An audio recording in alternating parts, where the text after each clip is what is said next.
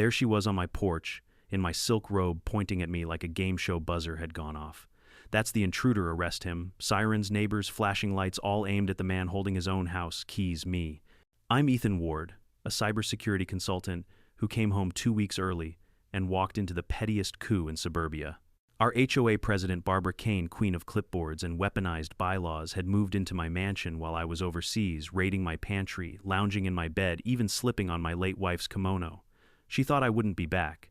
She thought the title HOA president was a magic shield. She had no idea my entire home is a forensic machine and I built the trap months ago. Before we dive in, drop a comment with your city and local time. I love seeing where you're watching from. And if you enjoy seeing bullies hoisted by their own rules, hit subscribe. Trust me, the payoff at the end is delicious. When I first bought the house at Maple Ridge Estates, I thought I'd found peace. After 10 years of coding in cramped apartments, chasing contracts across time zones, I wanted stillness, a fortress of glass and light, tucked among whispering oaks. It wasn't a mansion to flaunt wealth. It was a monument to survival. My wife Elena used to call it the quiet after the storm. After she passed, I needed that quiet more than air. The day I moved in, I remember thinking, this is it. I can breathe again. The lawn shimmered with sprinklers, birds danced between the pines, and every neighbor waved like extras in a Suburban Dream commercial. And then, like a horror movie jump scare, she appeared, clipboard in hand, sunglasses sharp enough to cut glass. Welcome to Maple Ridge. Barbara Kane beamed the kind of smile that belongs in a used car ad. Behind her stood a silver Mercedes, older than some of my code bases, polished within an inch of its life. I'm the HOA president, she announced, as if that title alone made the clouds part. Just a few notes about your mailbox. I blinked. Mailbox. Yes, the one you installed, black steel, very modern, very unapproved.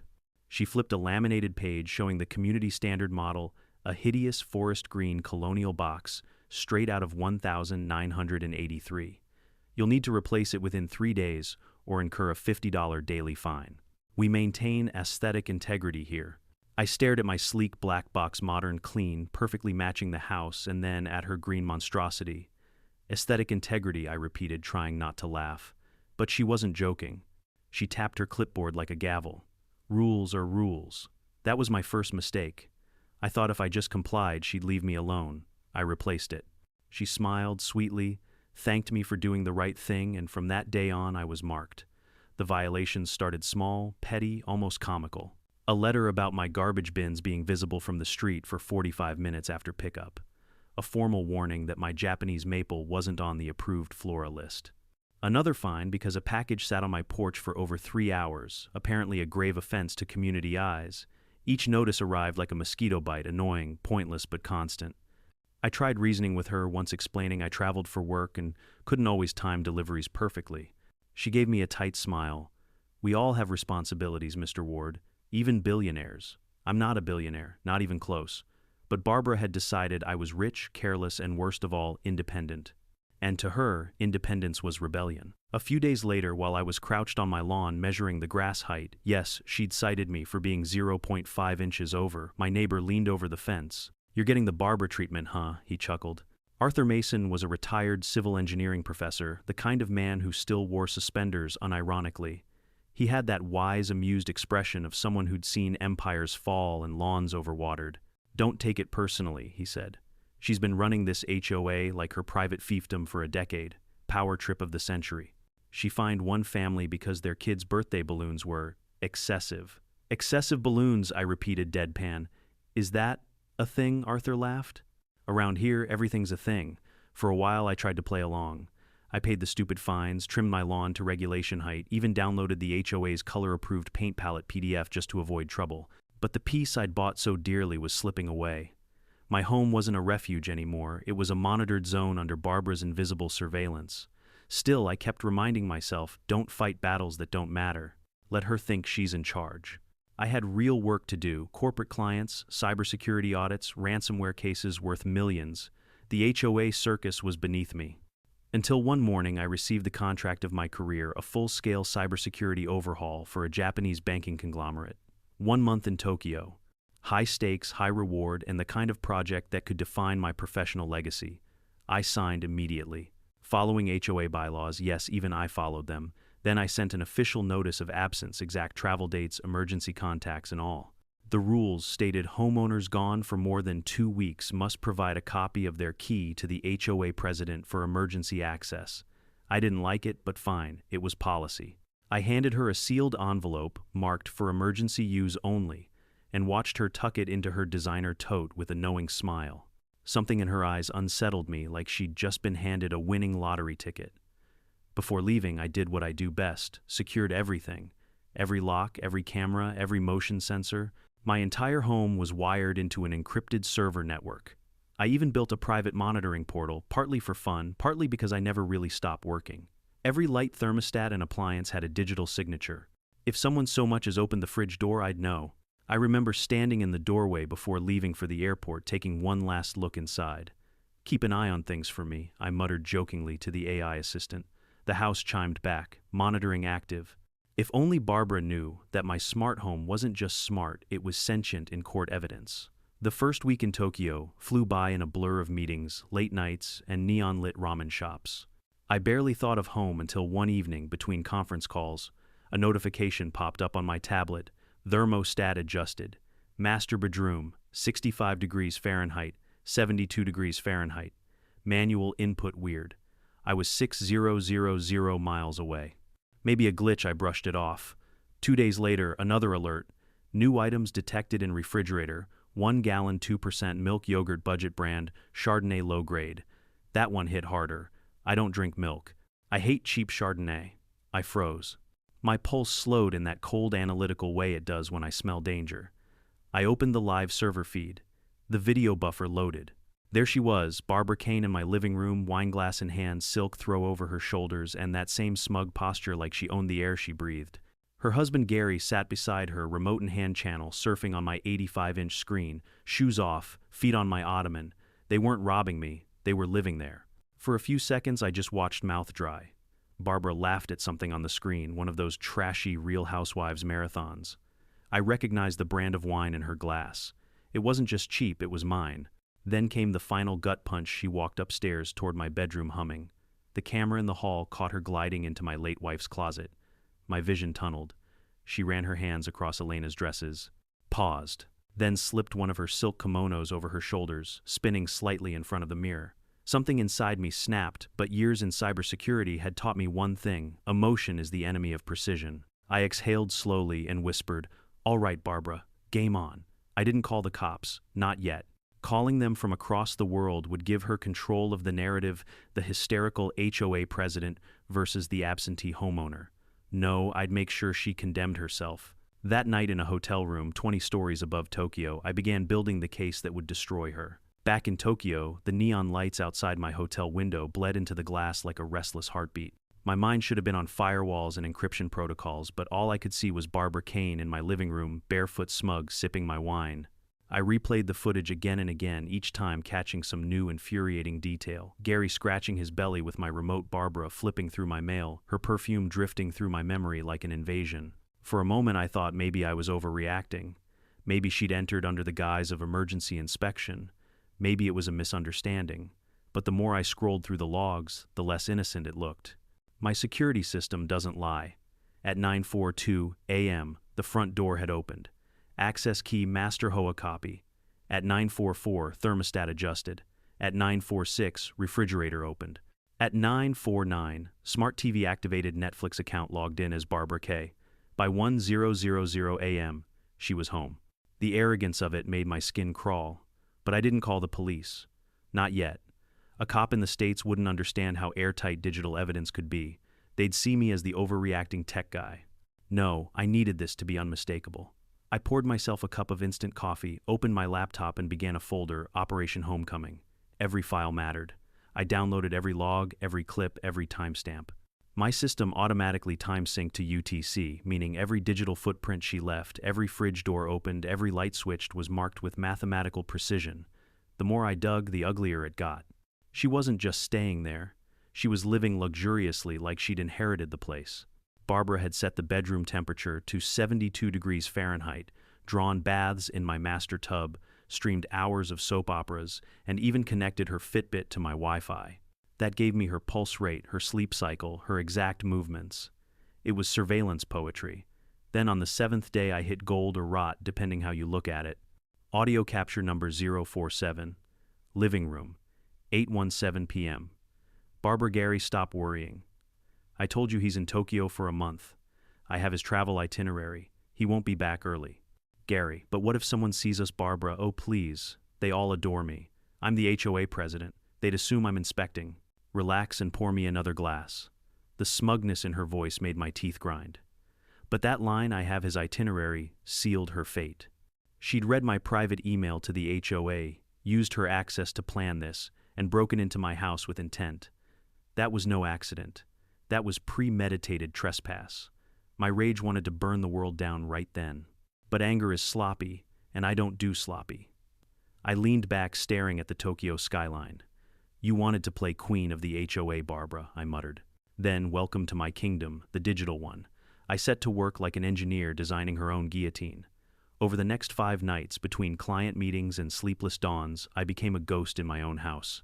I wrote scripts that logged every word spoken near my microphones, cross-referenced her daily movements with appliance data, and even used my AI system codename Sentinel to generate a timeline of occupancy. By day 10, I had 326 hours of high-definition footage too. 4 gigabytes of log data, and 3 audio clips that made any alibi impossible. And yet part of me still didn't feel satisfied. Because one file broke me. Camera 12, walk-in closet, 9:06 p.m. Barbara stood in front of Elena's clothes again. My late wife's clothes. She wasn't just wearing them this time, she was posing. Turning slowly in the mirror, adjusting the scarf, I could never bring myself to donate. She laughed at her reflection like she'd conquered someone else's life. Something primal surged inside me, but I froze the frame instead of smashing my laptop. I zoomed in until her smirk filled the screen. You just committed emotional arson, I whispered, and I'm going to make you pay for every thread. By the next morning I had a plan. First step, legal counsel. I encrypted a handful of images and short clips, then sent a message to my lawyer David Chen. He was sharp, calm, and ruthless, the kind of attorney who could turn a parking ticket into a class-action lawsuit if you paid him enough. Subject urgent, highly unusual trespass case attachment Exhibit A, audio plus Exhibit B still frame. His reply came within 30 minutes. David Chen, call me, now. I stepped onto the hotel balcony, Tokyo, shimmering below like a circuit board. The call connected with a soft click. Frankly, Ethan, this is one of the most insane things I've ever seen, David said. She's not just trespassing. She's committing multiple felonies. You have video, audio data logs. Hell, you've basically gift-wrapped her conviction. She's smart, I said. Clever enough to act innocent if I come at her wrong. Then don't come at her. Let her come at you. That line stuck. David laid out the strategy like a military operation. Step 1, don't alert her. Step 2, return 2 weeks earlier than planned. Step 3, walk through your front door and let her call the cops herself. She'll incriminate herself live, surrounded by witnesses. He paused, voice lowering. You're not just proving a break-in, Ethan. You're dismantling a dictator. Let her arrogance do the work. I smiled. You're the devil, David. Only when they deserve it. We spent hours perfecting every detail. David would be on standby, ready to arrive at the house within minutes once I landed. He'd briefed a friendly officer, Sergeant Miller, who quietly despised the HOA after Barbara fined him for parking a patrol car off-axis near the clubhouse. That was our secret ace. I went to bed that night feeling like I'd swallowed lightning. The next week passed like a fever dream. Between time zones and fury, I barely slept. I caught myself rewatching the same 2-minute clip of Barbara hosting another couple on my patio, laughing, bragging, serving my single malt scotch. The camera picked up her voice clearly. Perks of being HOA president, she told her guests, swirling my drink. You just have to know how to enforce the rules. Enforce. The word made me laugh out loud. I started annotating everything for David: timestamps, context, proof of intent. He kept replying, perfect, keep it coming. On my final night in Tokyo, I stood by the window again, staring at the endless skyline. My reflection in the glass looked calm, but my pulse thundered. This wasn't just about Barbara anymore. It was about Elena, about what it meant to have something sacred violated and mocked. I'm coming home, I whispered. The flight home was torture. 12 hours of pretending patience while my brain replayed every frame of evidence. I reviewed my digital files midair, cataloging each one into neat folders: occupancy, audio admissions, property damage, emotional evidence. At hour 10, I received a final encrypted text from David: remember, stay calm. Let her act first. The law favors composure, so I did what I do best: plan. I mapped my route home, arranging for the cab to drop me 2 blocks away from the house to avoid alerting her early. My phone was charged, cameras synced, backups ready. If Barbara Kane wanted a show, I'd give her a premiere. When the plane finally touched down, the captain announced, "Welcome home." I almost laughed. Home. What a strange word when someone else is sleeping in your bed. Customs baggage curb. I didn't call a limo.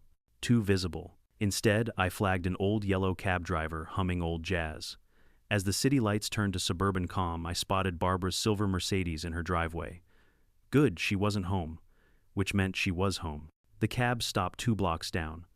I stepped out into the humid afternoon, suitcase in hand, heart thrumming like a tripwire. Birds sang. Sprinklers hissed. The air smelled of manicured hypocrisy. I took a breath, squared my shoulders, and started walking. Each step toward my house felt like loading another round into the chamber of justice.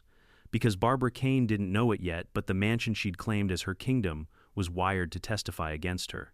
And I was done being polite. I walked up my driveway like a man entering a courtroom he'd already won. 2 blocks of quiet gave me time to rehearse being calm. To the casual observer, I was just a guy with a suitcase. To Barbara, I hoped I was a specter she hadn't predicted. The sidewalk felt oddly ordinary: kids biking, sprinklers hissing so ordinary I could almost laugh. If suburban life had a soundtrack, it was the soft hiss of lawn sprinklers and the distant bark of small dogs. It was the perfect soundtrack for a coronation about to combust. I approached the porch where she lounged, wrapped in Elena's silk kimono and acting like she'd never done anything wrong. That kind of entitlement requires rehearsal. She saw me, her face flickered through confusion, recognition, panic, and then, because she was an actress by instinct, righteous fury. The transition was cinematic, frightened to indignant in the span of a heartbeat. That's what arrogance does. It fashions excuses even as evidence piles up. She screamed for the police before she formed a sentence. It was a perfectly timed shriek, trained, practiced, weaponized. "He's trying to break in. Arrest him." Her voice carried like a bell. Neighbors paused. Heads popped up behind curtains. The neighborhood's polite curiosity was exactly the audience she wanted. I held my hands where they could be seen and offered the simplest, most devastating truth: I live here. The officer's arrival was a pageant of blue lights and cautious professionalism. 2 cruisers, 2 officers, the eager rookie and the older sergeant with the kind of face you don't fool with. Sergeant Miller's eyes were the kind that scanned for truth, the way a scanner reads barcodes, efficient, unbothered by dramatics. He asked for ID, and when my license displayed my name and 1120 Cypress Lane, a tiny crack ran through Barbara's performance. She pivoted to noise volume as defense. And that's when I decided to let the play write itself. I had already set the stage from Tokyo: timestamps, temperature logs, audio admissions, and a mountain of visual proof. The digital trail wasn't just convenient, it was forensic. It was the kind of evidence that spoke in numbers and recordings, things that don't gossip or posture. The law in my state, one-party consent, meant I was on solid ground recording audio inside my own home. I'd made sure every step complied with the statute because sloppy heroes get eaten alive in courtrooms. Sergeant Miller asked me calmly if I could prove ownership. I could, but I didn't want to produce deeds and prop documents to the crowd. I wanted a spectacle that would rip authority right off her. So I did what the moment required. I stepped forward, placed my thumb on the biometric reader, and the door clicked open. There are noises that make arguments obsolete. The click of a lock, disengaging with a thumbprint, is one of them. It's a private key made public. It's irrefutable in a way. A paper deed never is in the heat of a neighborhood quarrel. When the door cracked open, the atmosphere shifted from rumor to fact. Barbara's mask fell in slow motion. Her indignation evaporated into something smaller: panic, then a thin, shivering rage. She sputtered and accused, but the officers had a different posture. Now their questions were not for me, but directed at the woman who'd claimed possession. It's astonishing how quickly authority rebalances when a real owner walks in. Then David arrived, my lawyer James's chosen blade in a legal fight. He moved with the quiet confidence of someone who's handled worse and prevailed. He didn't grandstand. He took the tablet out of a slim case and with a few taps projected Exhibit A, Barbara's own words about my itinerary. That audio clipped into the afternoon like a hammer. The phrase, "he won't be back early," I have his itinerary, hung in the air and turned her earlier performance into a confession. Gary's confession came like an aftershock. He crumpled under the weight of the evidence, a small human implosion. "She made me do it," he said, voice high and broken. That admission, raw and immediate, finished the job the audio started. The sergeant performed his duty with mechanical grace cuffs rights, read a sobbing woman guided to the back of a cruiser. I watched her shoulders slump, watched the arrogance that once shaped her whole posture dissolve into something human and utterly exposed. Watching her led away, I felt an odd mix of vindication and melancholy. This wasn't just about me reclaiming furniture and bottles of scotch. It was about the sanctity of a private life turned into a spectacle by someone sworn by supposed civic duty to protect that privacy. The emergency key bylaw, the rule that had allowed her entry, was suddenly revealed to be not a protective measure but a weapon. When a community hands one person the power to open doors, it's asking for trouble. My evidence didn't just put a criminal case together, it exposed a systemic failure. At the precinct, officers logged statements, took the footage and inventory, listed the pilfered items. I had cataloged everything: the bottles, the coffee beans, the worn corner of Elena's scarf. It felt petty in its specificity, but necessary detail is what turns allegations into legal currency. David advised restraint and precision. He wanted the narrative built on evidence, not emotion. That advice saved us both from theatrics that might have muddied the truth. When the legal wheels started turning, they did so with a satisfying, inevitable hum. Barbara was charged with criminal trespass and theft. The public humiliation was swift and clinical. Word spread through the neighborhood like wildfire, an ex-hoarder of community power now symbolically stripped of it. The HOA's emergency key bylaw was immediately suspended, pending a full review. That bylaw, intended to prevent tragedies, was being reclassified in minutes as a liability. Neighbors approached in the days that followed with quiet apologies and stories of their own petty torments under her tenure: fines for lawn ornaments, letters about porch, light bulbs, the absurd micro-regulations that had stained our common community with fear. People who had been too scared to speak up began to chat openly. A regime of small cruelties toppled in the space of an afternoon. But the law does more than tuck a villain away. It reshapes a community. The HOA board disintegrated in the fallout, several members resigning in a rush to preserve their reputations. An emergency meeting was called. Evidence displayed, bylaws debated. I sat in the back while the neighborhood looked at itself in a mirror I'd forced them to hold up. The motion to revoke the emergency key policy passed unanimously. It was a little thing, paper in a binder, but the symbolism was immense. That night, walking back through my now quiet house, I stood in Elena's closet and felt a fierce private relief. Justice had happened in a public square, but what I cared about was the private restoration, my home no longer a clubhouse for entitlement. And yet, as much as I celebrated, I knew the work wasn't done. Legal fallout would take months. There would be police reports, hearings, restitution, possibly criminal probation. There would be the slow unspooling of her influence over people who'd once obeyed the mere mention of her name. I poured a drink, Elena's favorite single malt, and sat on the back patio where she used to sit. The night carried cicadas and the faint glow of porch lights. I raised my glass to the empty sky and thought about small cruelties and the laws that enable them. Power left unchecked becomes permission to violate. Community, when it's afraid, trades freedom for order. I'd forced a reconsideration, and that felt like a start. But the curtain had fallen on one act. The next acts would be legal briefs, restitution lists, and community healing. For now, I let the quiet settle and listened for the first time in a long while to the sound of my house, as if it were a living thing, not a crime scene. It hummed back lights, fans, the soft whir of servers, my digital witnesses still recording, still faithful. I'd built a fortress, and this time it had defended what mattered. The morning of my return felt like the calm before a storm, the kind of deceptive quiet that hums before thunder splits the sky. I'd been back in the States for less than 24 hours, running on caffeine and adrenaline. Every minute since landing had been part of a calculated choreography, timing, communication, and patience. David Chen, my lawyer, called it Operation Homecoming, a name half joking, half lethal in its precision. We're not just confronting her, he'd said. We're documenting her collapse in real time. I liked the sound of that. From a distance, Barbara's kingdom looked picture perfect. My home, my fortress, gleamed in the sunlight. Glass walls, immaculate lawn, trimmed within HOA regulations, probably by a gardener she'd hired with my money. On the porch sat Barbara Kane, wrapped in Elena's kimono, flipping through a glossy magazine like she was queen of some suburban Versailles. Her wine glass sparkled. Her Mercedes rested smugly in the driveway. I stopped halfway up the drive and started recording. My phone camera was live streaming directly to 3 encrypted cloud servers. If anything went wrong, every word, every breath would be preserved. Barbara didn't notice me at first. She looked too at ease, too absorbed in her delusion. But when her eyes lifted and she saw me, the rightful owner, walking up the driveway with calm certainty, her face performed an entire opera in 3 seconds. Confusion, recognition, fear, then, inevitably, arrogance. "Who are you?" she demanded, voice already sharp. I smiled. "Hello, Barbara. You're sitting on my porch." Her chin jutted upward. "That's impossible. The owner isn't due back for 2 more weeks. Beautiful, a confession." I said nothing, just watched her crumble behind her own words. She scrambled for her phone. "You're trespassing, I'm calling the police." "Please," I said evenly. "Go ahead."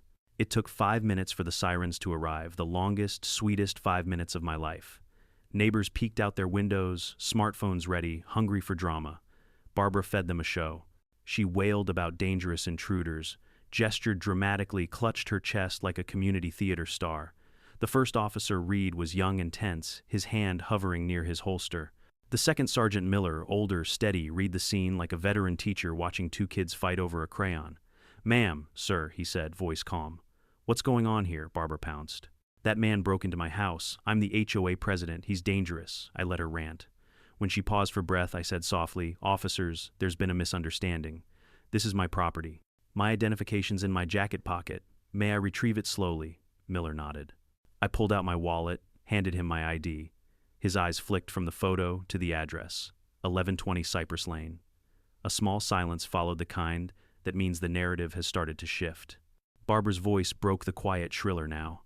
"So what, he could have faked that. He's a con artist, a squatter." I didn't need to argue. I turned toward the door, held up my thumb, and placed it on the glowing biometric pad. Click. The deadbolt retracted with a satisfying hum. That sound was a verdict. The air thickened. Barbara's posture deflated like a balloon punctured mid-party. I stepped inside, pushed the door open wide, and turned back toward the officers. "Would you like to come in?" That was when David Chen's black sedan rolled up to the curb. His timing, as always, was perfect. He approached with the calm authority of a man who had already won. "Good afternoon, officers," he said smoothly. "David Chen, legal counsel for Mr. Ethan Ward." He opened his briefcase and produced a tablet. "You might want to hear this before making any decisions." He hit play. Barbara's own voice filled the front yard. "He won't be back until the 1st. I have his itinerary. Just clean everything before we leave, and he'll never know." The silence afterward was total.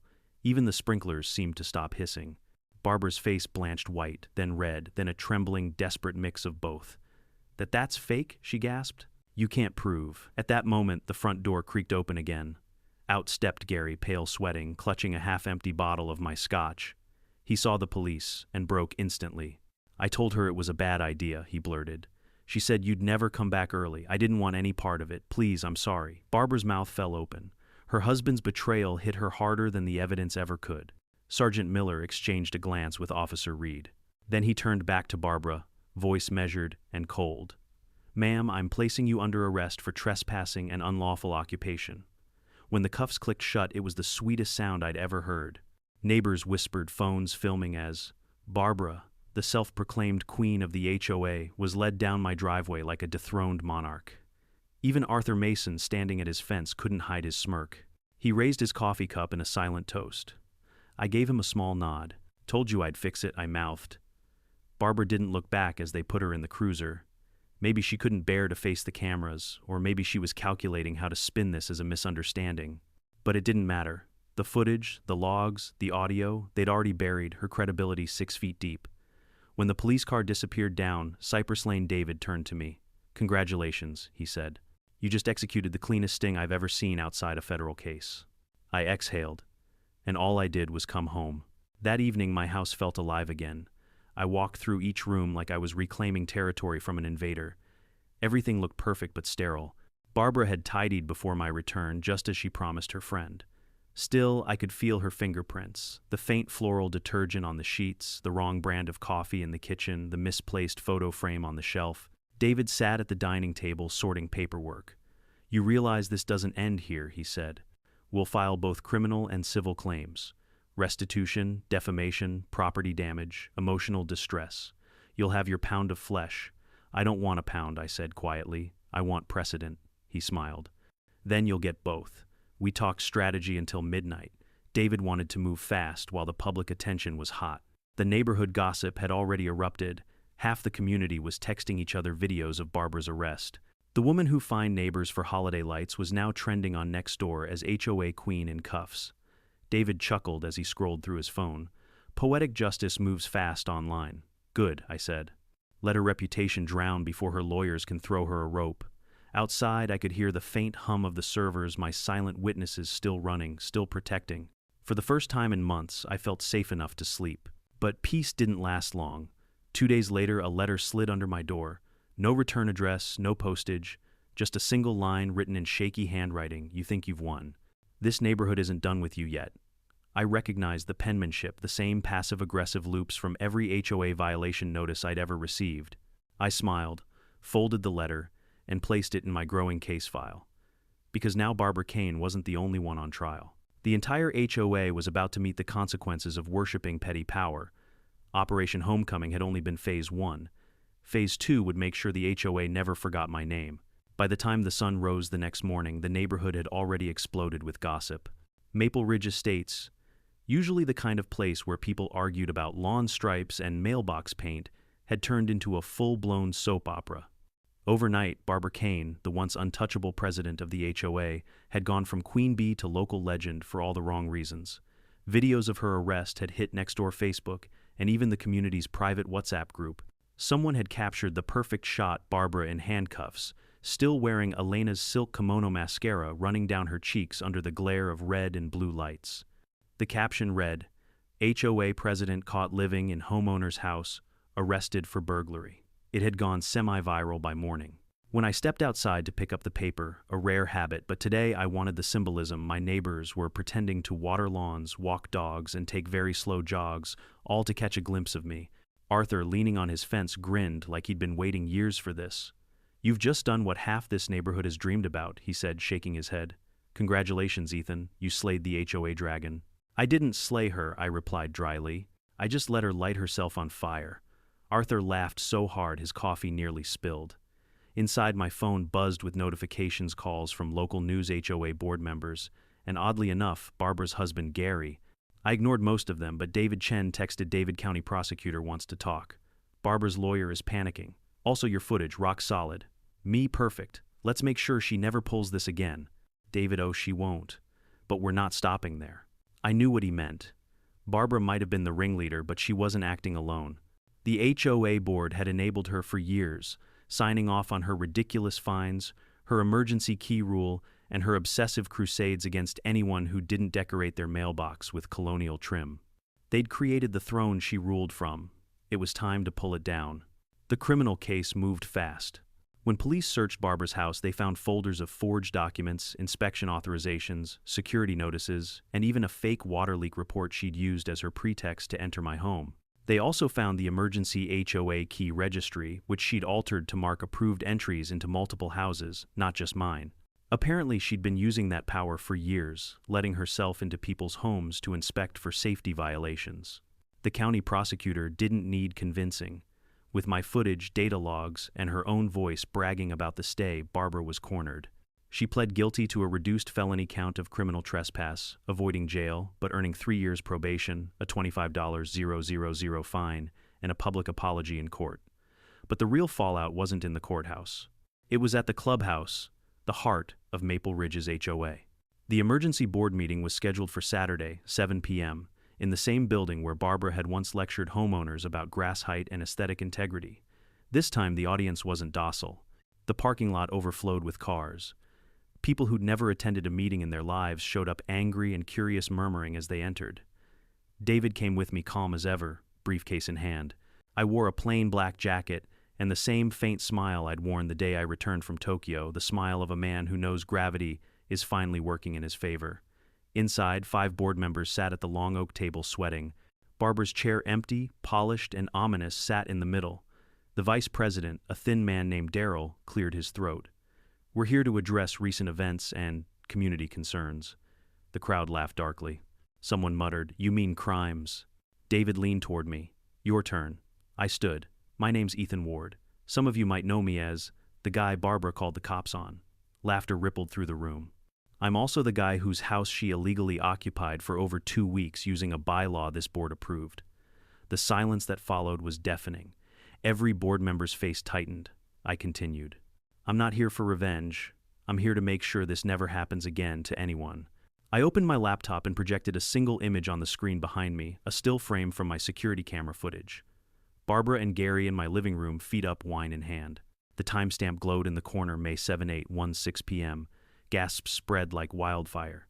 This is what happens, I said, voice steady when power goes unchecked. The emergency key policy you passed gave one person the right to enter our homes without oversight. You trusted her. She used that trust to invade, to humiliate, to steal privacy itself. Someone shouted, "She went through my garage last year." Another voice chimed in. "She inspected my pool while I was at work." The room erupted. I raised my hand. "I'm not here to sue you into oblivion. My lawyer could. But what I want is reform. You either fix this, or I will make sure Maple Ridge's HOA dissolves by force of law." David stepped forward then, his tone smooth but razor sharp. "Under state statute, your HOA can be held liable for the actions of its president if you failed to enforce checks and balances. We have records of at least 9 homeowners receiving inspection notices signed solely by Mrs. Kane. You've got 2 options: voluntary restructure or class action meltdown." Daryl swallowed hard. "What do you want?" Simple, I said. "The emergency key policy gone. All fines require photographic evidence and board review. Financial transparency, every transaction, every fine, every fund published quarterly. And finally, new elections." It was silent again, but this time not out of resistance, out of realization. Heads nodded around the room. A woman in the back clapped once, then twice, until the entire room joined in. The motion to abolish the emergency key rule passed unanimously. So did the motion for new elections. When someone nominated me for HOA president, I laughed out loud. "No thank you," I said. "I've had enough of people telling me what color my mailbox should be." Instead, I pointed to Arthur Mason, my neighbor. "This man knows fairness better than any of us. He's your guy."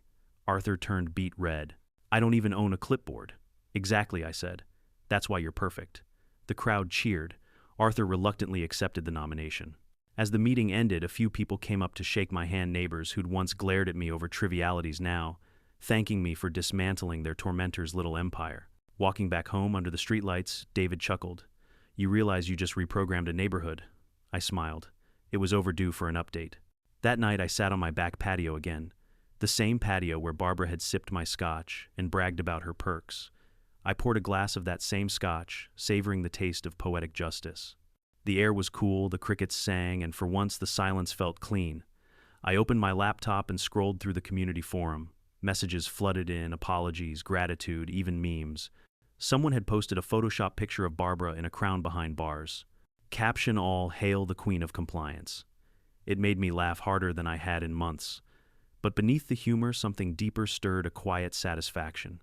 Not the loud kind that burns out in applause, but the steady warmth of equilibrium restored. Because in the end, it wasn't about fines or footage or revenge. It was about drawing a line in the sand and saying no more. For the first time since moving to Maple Ridge, I didn't feel watched. I didn't feel policed. I felt home. And somewhere out there, I imagined Barbara staring at the ruins of her empire, wondering how everything had gone so wrong. She never understood the simple truth I live by. Power built on fear always collapses under evidence. By the following week, the ripples of Barbara's downfall had turned into waves that washed through every cul-de-sac and picket fence in Maple Ridge. The HOA was in freefall. Emails circulated, petitions flew, and homeowners who had spent years quietly grumbling about her tyranny now found their courage. For years, Barbara had ruled through fear and bureaucracy. Every flower bed, porch light, and trash bin placement had to pass her personal approval. She'd fined a retired couple for excessive Halloween decorations, scolded a single mother for hanging laundry on her balcony, and even banned wind chimes because they disrupted uniform serenity. Now the community she policed with an iron clipboard had turned into a courtroom of its own, and I was the accidental prosecutor. David Chen called one morning while I was sipping coffee on my patio, the same patio where Barbara once drank my scotch like it was communion wine. "Morning, counselor," I greeted. He chuckled. "Technically, that's still me. But you're making a decent case out there, Ethan. The prosecutor's office is moving fast. Barbara's plea deal should finalize tomorrow. But there's something else you should know." He paused for effect. A civil investigation is being opened into the HOA's financial management. Apparently, Barbara's personal expenses may have been covered by miscellaneous administrative fees. I leaned back in my chair. You're telling me the HOA's treasury was her personal slush fund? Exactly. Luxury spa visits, wine club memberships, and get this season tickets to the local symphony under community engagement. I laughed. That explains why she never missed a concert but fined me for leaving a package on my porch. David's tone grew more serious. If the audit confirms misuse of funds, the board could be dissolved by court order. You'd effectively end Maple Ridge HOA itself. That thought stopped me cold. Ending the HOA wasn't something I'd planned, it was the nuclear option. Yet part of me savored the possibility. How poetic would it be if her empire not only crumbled but vanished entirely? Do it, I said. Pull the thread and let the whole sweater unravel. David grinned through the phone. With pleasure. 2 days later, the neighborhood's facade of civility shattered completely. Someone leaked the audit's preliminary findings over $180, 0 inches. HOA funds had been misused in the past 3 years. Barbara's name appeared in transaction after transaction landscaping. Invoices from non-existent companies, checks to herself marked maintenance oversight, and a community improvement project that turned out to be a private deck renovation behind her own house. By noon, a crowd had gathered outside the HOA office, neighbors who once feared her clipboard now waving their own copies of the report like torches. Arthur called me, his voice equal parts amused and nervous. Ethan, they're chanting your name, he said. Chanting, sort of. It's more like, no more Karens, no more Karens, but you're definitely the reason they're here. I smirked. Then let's make it official. When I arrived, the crowd parted. Arthur met me at the door looking flustered but oddly proud. I was trying to keep things civil, he said, but they're ready to storm the gates. Then let's give them something better, a verdict. Inside the clubhouse, the remaining board members were pale and sweating. They'd seen the audit too. Daryl, the vice president, had dark circles under his eyes. Ethan, please, he began. We didn't know. Barbara handled everything. We trusted her. I leaned on the table, voice calm but sharp. That's the problem. You trusted her. You built a system that let one person hold the keys literally to everyone's homes and finances. That's not community. That's dictatorship by paperwork. David entered then, briefcase in hand. He set a folder on the table and clicked it open. Gentlemen, he said smoothly, this is a formal petition for dissolution of the Maple Ridge Estates Homeowners Association. Under state law, if 2/3 of homeowners vote to dissolve and there's evidence of systemic fraud, the HOA can be legally terminated. Daryl's mouth opened, then closed. You destroy everything we've built. I smiled faintly. No, I'm saving what's worth keeping. The vote was scheduled for Friday evening. In the days leading up to it, the neighborhood buzzed like a hornet's nest. Flyers appeared on doors. Debates broke out on lawns. Some feared losing structure and order, while others, mostly those fined into bankruptcy by Barbara, were ecstatic at the chance for freedom. The night of the vote, the clubhouse was standing room only. People filled the aisles, murmuring like parishioners awaiting confession. Arthur, now interim chair, stood nervously at the podium. All right, folks, he said, voice trembling. Tonight's decision is simple. Keep the HOA under new management or end it entirely. David and I stood at the back silent. I didn't need to speak anymore. The facts spoke louder than I ever could. On the projector, the audit findings scrolled like a list of sins. Each transaction was a nail in the HOA's coffin. When the ballots were counted, the result was decisive. 72% voted to dissolve. The room erupted in applause, cheers, and tears. Years of frustration, humiliation, and fear melted into catharsis. Arthur slumped into a chair, wiping his brow. Well, he muttered, I guess I just worked myself out of a job. I clapped him on the shoulder. Consider it a promotion to peace of mind. Over the next month, Maple Ridge transformed. Without the HOA's constant interference, neighbors started talking to each other again. The fences that once divided became conversation points. People painted their doors bright colors, planted whatever flowers they wanted, even left their trash cans out overnight without fear of fines. Freedom, it turned out, looked a lot like imperfection, and it was beautiful. Barbara's house went up for sale quietly. Rumor had it that the bank forced her to downsize after paying restitution and legal fees. I never saw her again, though. I received a formal apology letter clearly written by her lawyer, not her. I kept it anyway as a souvenir of arrogance undone. One evening, I found Arthur sitting on his porch, nursing a beer and watching the sunset. You realize, he said, you've become a legend around here. I'm just the guy who built a better firewall, I replied. He chuckled.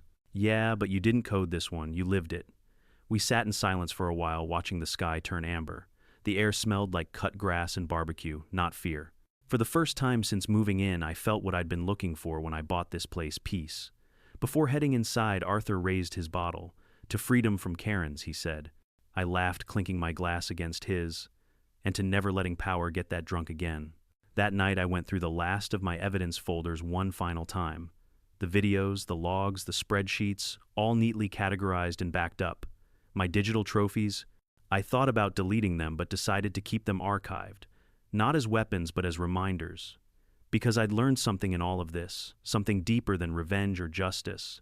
Control isn't inherently evil. It's what people do when no one watches that defines them. Barbara Kane used power as a mirror for her own insecurity, enforcing rules she never followed herself. She mistook authority for ownership, order for virtue. And when she finally crossed into my home, she forgot the most basic truth of all: technology remembers everything. As I shut down my laptop, the smart lights dimmed automatically. The house hummed softly, like a loyal companion standing guard. It had witnessed everything, every trespass, every lie, every reckoning, and in the end it had delivered justice. I whispered into the quiet, "Rest easy, Elena.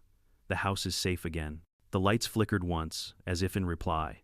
And with that, I finally slept, not as a man defending his home, but as one who'd reclaimed it. Peace, it turned out, wasn't silence. It was the slow, gentle hum of a world rebuilding itself after chaos. A month after the HOA's official dissolution, Maple Ridge had become something it hadn't been in years: human. Neighbors waved instead of glared. Kids rode bikes through streets once ruled by noise ordinances. Someone even painted their mailbox neon pink just to celebrate freedom. Nobody complained. In fact, people took photos and laughed. The neighborhood that Barbara Kane had tried to sculpt into her personal kingdom was healing in ways I hadn't expected. But peace, as I was learning, has an echo, and sometimes that echo carries unfinished business. It began with a letter. One crisp morning in late September, I found a thick envelope tucked into my mailbox. No return address, just my name written in the same sharp, slanted handwriting I'd seen on a dozen HOA violation slips. For a moment, I thought it was a cruel prank. Barbara was supposed to be gone bankrupt, disgraced, out of sight. But curiosity got the better of me. I opened it carefully. Inside was a single-page letter on yellowing stationery. "Ethan, you don't know how much I regret what happened. I let the power go to my head. You humiliated me, yes, but maybe I deserved it. I've lost everything. My husband's gone, my home's gone, and my name's mud. But I wanted to tell you this: it wasn't just me. The HOA corruption ran deeper than you think. Some of the fines weren't mine. Someone higher up made me their scapegoat. I hope one day you'll understand I wasn't the only villain here. B. Kane." For a long minute I just stared at the paper. It smelled faintly of perfume, the same sickly sweet scent that used to linger after her HOA inspections. I didn't buy it. Not entirely. But one line caught my attention. Someone higher up made me their scapegoat. I thought back to the financial audit. $180, 0 inches missing funds. Barbara had signed off on most of it, but not all. Some signatures were from board members who vanished conveniently when the HOA collapsed. And then there was one payment that had always bothered me: a $20,000 consulting fee to a company called Westwood Legal Compliance Group, a company that didn't exist. That night I called David Chen. "You're not going to believe this," I said, explaining the letter. He exhaled on the other end. Of course, she'd try to shift the narrative. "It's textbook disgraced narcissist needs a new villain. But that company name. I remember it from the audit summary. Fake Very. It was supposed to be an HOA compliance consultancy, but when I ran the registration, the address traced back to a P.O. box in Arlington. Meaning someone created a shell company to funnel HOA funds. Barbara may have been arrogant and corrupt, but she might not have been the only thief. That made my pulse quicken. I'd thought the story was over neatly wrapped, with a moral and a bow. But now the ground felt less solid. David continued, "If you're up for it, we can dig. You've still got the old HOA emails, right?" I did. My smart home server had archived every digital trace from the months before Barbara's downfall, including all the HOA newsletters and board communications. I'd kept them for nostalgia. Or maybe for insurance. For the next week, my evenings turned into a new kind of investigation. Not revenge, not paranoia, just curiosity with a side of justice. I combed through hundreds of HOA messages, invoices, and attachments, Most were routine nonsense notices about landscaping complaints about Christmas lights, meeting minutes written with bureaucratic precision. But then, buried in a folder labeled Board Correspondence, Private One found an email chain that made my blood run cold. It was between Barbara and a man named Henry Lowell, the HOA's former treasurer. "Henry, we can't keep moving money from the Community Improvement Fund without documentation. The auditor will notice. Relax, Barb. Westwood's covering us. The payments look legit. Just sign off and keep the files tight. This isn't right. If this blows up, it'll be on me." "Exactly. You're the president. You're supposed to take the heat. That's why you get the big title." The timestamp was from almost a year before my house was invaded. Barbara wasn't lying, not completely at least. She'd been greedy, but she'd also been used. Henry Lowell had disappeared right after the HOA dissolved. Sold his house. Moved out of state. The board had chalked it up to stress, but now it looked a lot like strategic retreat.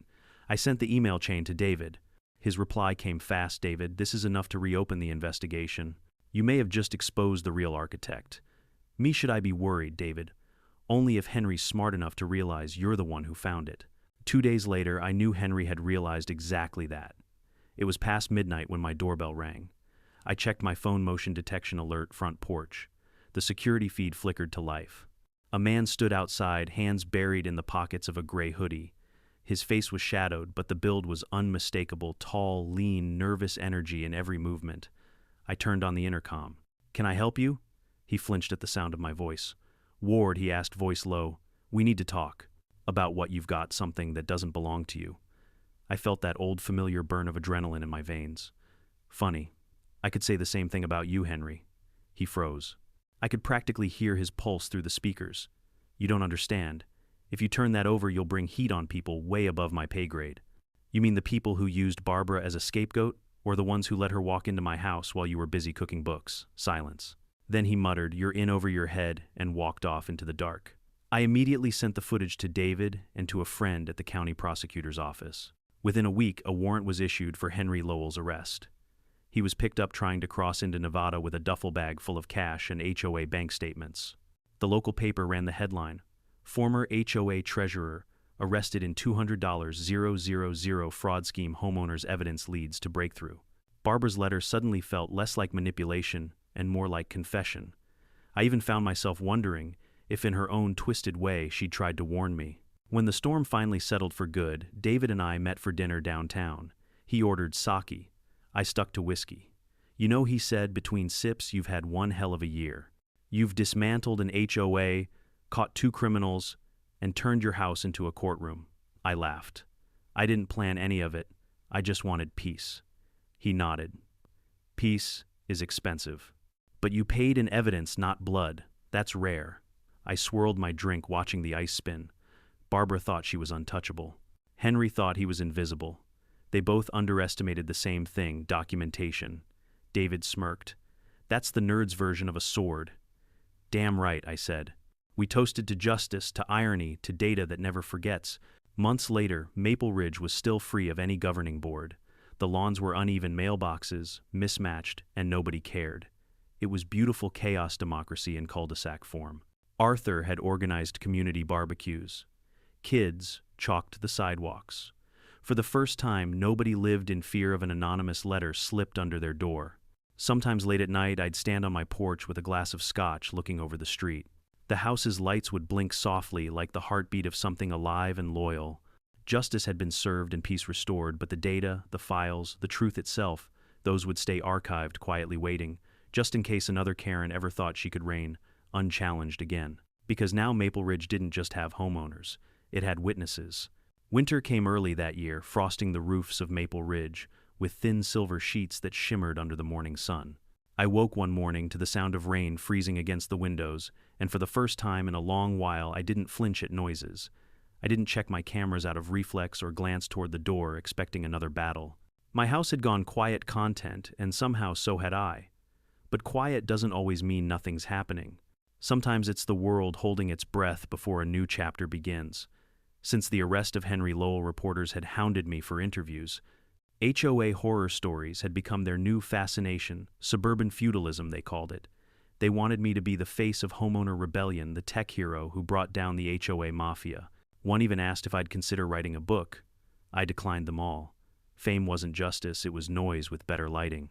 I'd done what needed to be done, and the victory belonged to everyone who'd been bullied into silence. But Maple Ridge still had scars. The empty lot where Barbara's house had stood, repossessed, sold at auction, then mysteriously torn down, sat like a ghost in the middle of our idyllic street. The developers promised new construction soon, but no one seemed in a hurry. It was as if the land itself needed to breathe before letting anyone else in. Arthur Ever, the philosopher, joked that the lot was our local monument to hubris. He wasn't wrong. One evening, I invited Arthur and a few neighbors over for a casual dinner. We grilled steaks in the backyard, drank beer, and let the conversation drift naturally toward the absurdities of the old days. "Do you remember when Barbara made us fill out a porch furniture approval form?" said Janet from across the fence. Because my Adirondack chairs were too rustic, Arthur raised his glass. "I remember when she fined me for painting my shutters a shade of blue that wasn't on her sacred color palette. I called it Freedom Blue after that." We laughed. The kind of laughter that comes from shared trauma finally healed. But then Arthur turned serious. "You know, Ethan," he said, "as much as I hated her, I almost feel sorry for Barbara. She built her entire identity on control. Without it, she didn't know who she was." I nodded. "Power addicts never do." Janet tilted her head. "And what about you? You've been the quiet hero of this place for months now. What are you without the fight?" That question hung in the air longer than the smell of grilled meat. I didn't answer right away. Truth was, I'd been wondering the same thing. I'd spent so much energy defending, recording, proving. What did I do with all that vigilance now that the enemy was gone? Maybe I'd grown too used to the hum of conflict. That night, after everyone left, I sat alone on the porch, sipping a last glass of whiskey. The cold air bit through my sweater, but I didn't mind. My house, my ever-watchful fortress, blinked softly with its smart LEDs. "System check complete," the AI's calm voice said as the nightly diagnostics finished. I smiled. "Good work, Sentinel. Keep watching." Because deep down, I didn't quite trust the peace yet. 2 weeks later, I got another letter. This one was official, not perfumed, not anonymous. It was from the county clerk's office. The headline made my jaw tighten: "Petition for Reformation Proposal to Re-establish Maple Ridge Estates Homeowners Association." I read it twice, just to make sure I wasn't hallucinating. A group of newer residents, people who had moved in after the scandal, were campaigning to restore order to the community. Their reasoning was painfully familiar. Without structure, property values may decline. We need oversight. I nearly laughed out loud. Oversight. The same word Barbara had used before she walked into my home uninvited. Still, I didn't panic. I'd learned from experience that paranoia without evidence was just noise. So I started digging. The petition listed a name I recognized: Marilyn Shore, a real estate broker who had recently bought Barbara's old lot. She was younger, savvier, polished in a corporate way. The kind of person who smiled with her teeth and never blinked while she did it. Within a week, she had signs up around the neighborhood: "Vote yes for community accountability, bring back Maple Ridge, HOA, a better, fairer future." Neighbors were divided. Some, especially the newcomers, loved the idea. Others, the veterans of Barbara's reign, swore they'd rather live in anarchy. Arthur called me one night, half amused and half exasperated. "She's slick, Ethan. Knows exactly what to say. Promises transparency, digital oversight, and resident empowerment. Sounds harmless until you realize it's the same wolf with a more expensive leash." He was right. But this time I wasn't going to wait until the wolf was in my living room. I attended the first community forum Marilyn hosted at the clubhouse, the same building where Barbara's regime had once held court. It had been repainted, refurnished, and rebranded as the Maple Collective. The place was packed. Marilyn stood at the front, framed by a banner that read, "Accountability, Security, Community, the trifecta of polite authoritarianism." She spotted me the moment I walked in. Her smile didn't falter. "Mr. Ward, the man of the hour. I was hoping you'd come. We've all heard your story. You of all people understand why clear rules matter." "I understand why power needs limits," I said evenly. "You're proposing to remove them again." Her smile stiffened. "Not at all. This is about modernization, digital transparency, electronic voting, fair leadership rotations." "I'm not Barbara Kane. No," I said, "you're more dangerous. She ruled with ego. You're ruling with strategy." Murmurs spread through the crowd. Some looked curious, others annoyed. Marilyn kept her cool. "Ethan, I appreciate your caution, but we can't let fear of the past stop progress." Progress. Another word that people love to weaponize. I stepped forward. "Progress is great. But I'll ask you one thing. Who manages the system you're proposing? The app, the data, the fines? Who controls the information? She hesitated for a fraction of a second, enough for the crowd to notice. Then I pulled my phone from my pocket and cast my screen to the projector. Because I've already reviewed your company's filings, Marilyn. The Maple Collective is legally owned by Westwood Property Management, LLC. Recognize the name. Gasps rippled through the room. I let it sink in.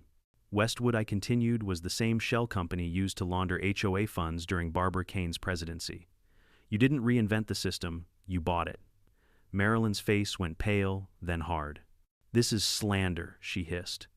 No, I said calmly. This is documentation. And I have every file timestamp and corporate link to prove it. Arthur, sitting near the back, started clapping. Then others joined, hesitant at first, then louder, until the room thundered with applause. The vote ended before it began. Marilyn left that night with her composure shattered, her campaign exposed, and her plans dead on arrival. Afterward, Arthur met me outside the clubhouse. You've got a gift, you know, he said. Most people fight fire with fire. You fight it with receipts. I laughed. Evidence never lies. People do. He grinned. Still, I hope this is the last time you have to defend the neighborhood. We're running out of villains. I looked at the quiet street, the newly built houses, the kids playing under the flickering streetlights. There'll always be another one, I said softly. Power attracts the same kind of people, but at least now Maple Ridge knows how to fight back. Later that night, I stood in my home office reviewing the new footage my cameras had captured. Not intruders, not threats, just neighbors, laughing under the stars. The house's sensors hummed like contented sighs. Sentinel, I said, leaning back in my chair. Delete all old security archives. The AI hesitated before replying, as if it understood the weight of the command. Confirm deletion of all data related to incident Barbara Kane. Confirm. The screen blinked. Then softly, memory erased. It was time to let go. For once, I didn't need evidence to protect me. I had something better. A community that finally learned to protect itself. Spring crept into Maple Ridge quietly, as if even the seasons were learning not to make too much noise here anymore. The lawns were uneven, the paint colors clashed, and a few mailboxes leaned at odd angles, but no one complained. Imperfection had become the new peace. I spent those early spring mornings on the porch with my coffee, watching my smart home recalibrate to calm instead of vigilance. For years, my security system had existed like a coiled animal ready to catch trespassers, log every motion, store every bite of proof. Now the screens glowed softly with nothing more dramatic than sunrise light levels and daily weather updates. The digital ghost of surveillance had learned how to breathe again. Arthur still stopped by most mornings, leaning on his fence with that eternal mug of coffee and an amused look that said he'd seen the world's patterns before. You ever gonna turn off all those sensors, he asked one day. You've turned this place into Fort Knox for nothing. I smiled. Habit. Besides, I like knowing my house remembers. He chuckled. Then you'd better hope it remembers the good stuff too. That sentence stuck with me long after he left. For months, I'd defined myself by what I'd fought against. Barbara, the HOA, the fraud, the endless digital traps. My entire identity had been reactionary, defend, expose, document. But what happens when the threat is gone? Who do you become when there's no villain left to outsmart? I decided it was time to find out. The old HOA clubhouse, formerly the Maple Collective, for its brief, ill-fated resurrection, was being converted into a community center. Arthur had convinced the city council to let him lead the project. He asked for my help designing the tech infrastructure, security scheduling, and digital record keeping. Think of it as poetic justice, he said. You're rebuilding the monster into something useful. I couldn't resist that. So, over the next few weeks, I reprogrammed the same kind of system that had once been weaponized against us. Only this time the cameras pointed outward toward the parking lot, not inward toward people's homes. All the footage would auto-delete every 48 hours, unless flagged for safety reasons.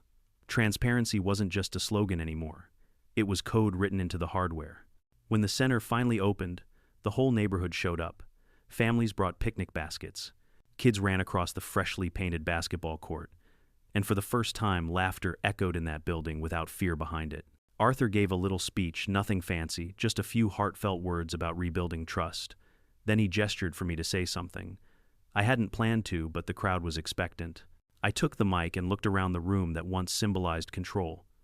You know, I began this place used to represent everything wrong with how we lived. Rules, fines, fear. We built walls higher than fences and called it safety. We confused obedience with order. People nodded quietly. But what we've done here, I continued, is the opposite of control. We've turned surveillance into service, authority into accountability. And if there's one thing I've learned from all of this, it's that freedom isn't chaos. It's responsibility shared equally. Applause broke out. Not thunderous, but warm, genuine. The kind of applause that doesn't celebrate victory, just understanding. In the months that followed, the Maple Ridge Community Center became the heartbeat of our little town. We organized weekend cleanups, gardening clubs, book swaps, even movie nights projected on the old clubhouse wall. Nobody enforced participation yet. Attendance was always high. It turned out people didn't need rules to act decent. They just needed to feel ownership again. Sometimes new residents would stop by and ask about the legend of the HOA collapse. Arthur always pointed at me and said, "Ask the guy with the data." I'd laugh and tell them the short version, how arrogance met evidence and lost. But one day a teenager asked something different. "Do you ever regret it?" he said. Like maybe if you'd just ignored her, none of it would have happened. The question hit harder than expected. Regret. I'd never allowed myself that word. Everything had felt justified, every camera, every recording, every trap. But the truth was, I had lost things too. I'd lost sleep, peace, and a version of myself that believed home could be sacred without vigilance. "I don't regret standing up," I finally said. "But I regret how long it took me to realize peace isn't won, it's built. And sometimes the hardest part is not fighting back, but learning how to stop." The kid nodded, thoughtful. "Guess it's easier to be the hero than to just live after." Smart kid. A few weeks later, I got a call from David Chen. His voice carried the usual lawyer calm, but with something softer beneath it. "Thought you'd want to know," he said. "Barbara's probation ended today. She finished her restitution early and moved to Oregon. Working at a small-town library, apparently." I didn't know how to respond. For months, Barbara had been a name I spat with disgust, a symbol of everything cruel and petty about suburban authority. The image of her quietly shelving books in some rural library didn't fit. David sighed. "I figured you'd want closure, or maybe forgiveness if you're into that sort of thing." I smiled faintly. "Forgiveness is optional. Closure's good enough." He laughed. Spoken like a man who's finally sleeping at night. When the call ended, I stood by the window watching the neighborhood kids chase each other down the street. A breeze carried the scent of cut grass and rain. Somewhere, a wind chime tinkled, yes, an actual wind chime, something Barbara once banned for noise pollution. I raised my glass in a quiet toast to no one in particular. "Good luck, Barbara," I murmured. "May you finally learn the peace you never let anyone else have." Time moved on as it tends to when there are no more battles to fight. I started consulting part-time again, taking cybersecurity contracts only when they didn't steal too much life from me. I even taught a local class on digital privacy and homeowners' rights. Turns out people love learning how to keep HOAs from abusing power. Arthur became a local celebrity known affectionately as the Professor of Peace. Janet started a community garden where the old HOA sign used to stand planting wildflowers that bloomed every color Barbara's rulebook once forbade. As for me, I built something small in my backyard, a stone bench overlooking the lake. On it, I engraved a line from my late wife's favorite poem, "Freedom is not in the breaking, but in the keeping true." Every evening, I'd sit there and think about how a war over a mailbox had turned into a revolution of community spirit, how one act of trespass had birthed an unintentional movement. It still amazed me how fast order could become tyranny and how easily chaos could bloom into cooperation if given the right soil. And so, when people ask me what happened to the HOA, Karen, who called the cops on me for coming home to my own mansion, I tell them this: she taught me more about justice than law school ever could.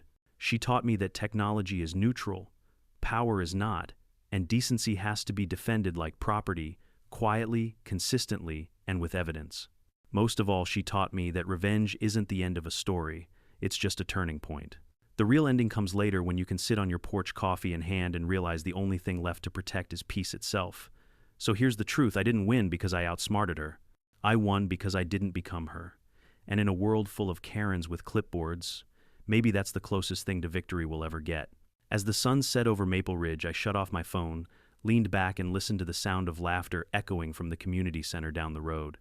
My smart home lights dimmed automatically, bathing the porch in warm amber. For the first time in years, the only alert on my system wasn't motion detection or security breach. It was a gentle ping that read "Tranquility Mode active," and for once I believed it.